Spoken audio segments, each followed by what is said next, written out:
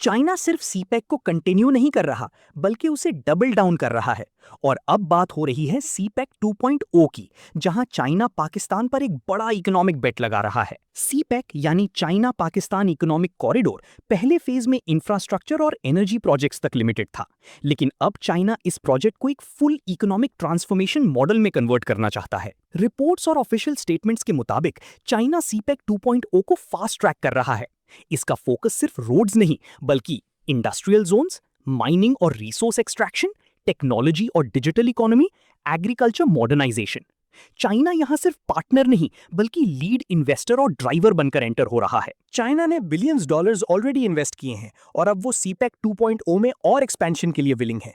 इसका clear signal है कि चाइना पाकिस्तान को रीजनल सप्लाई चेन का की हब बनाना चाहता है, यानी मैन्युफैक्चरिंग चाइना से शिफ्ट होकर पाकिस्तान तक आ सकती है। लेकिन एक्सपर्ट्स कहते हैं चाइना का ये पुश सिर्फ इकोनॉमिक नहीं, बल्कि स्ट्रेटेजिक भी है। साउथ एशिया, मिडिल ईस्ट और सेंट्रल एशिया के बीच पाकिस्तान को एक ब्रिज बनाना चाइना का लॉन्ग टर्म जियोपॉलिटिकल प्लान हो सकता है। अगर एग्जीक्यूशन स्ट्रांग हुई तो पाकिस्तान का रोल रीजनल इकोनॉमी में ड्रामेटिकली चेंज हो सकता है।